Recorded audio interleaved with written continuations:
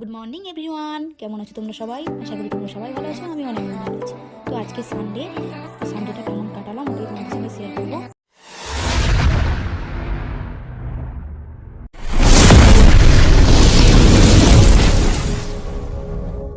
তো ঘুম থেকে সকাল সকাল একদম উঠে পড়েছি। দেন আমি ব্রাশ করতে চলে এসেছি। ব্রাশটা তাড়াতাড়ি করে নিই। তারপর ব্রাশ টাশ করে চলে এসেছি। আমি ফ্রেশ হয়ে গেছি। এবার আমি একটা লেবু খেয়ে নিচ্ছি।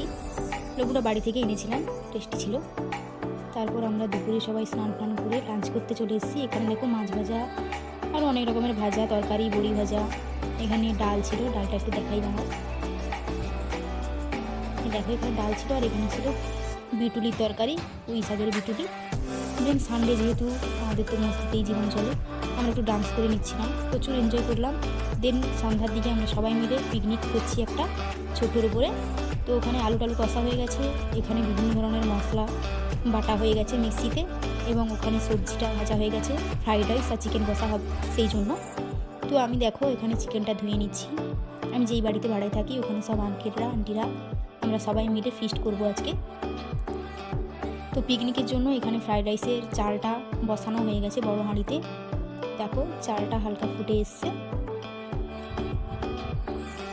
আর এখানে বিভিন্ন ধরনের মশলা, ওই তেল, হলুদ, লবণ, কাজু, কিশমিশ আরও যা যা লাগে সব ওখানে রাখা আছে। আমার বান্ধবী এখানে চালটা দেখছে সেদ্ধ হয়েছে কিনা।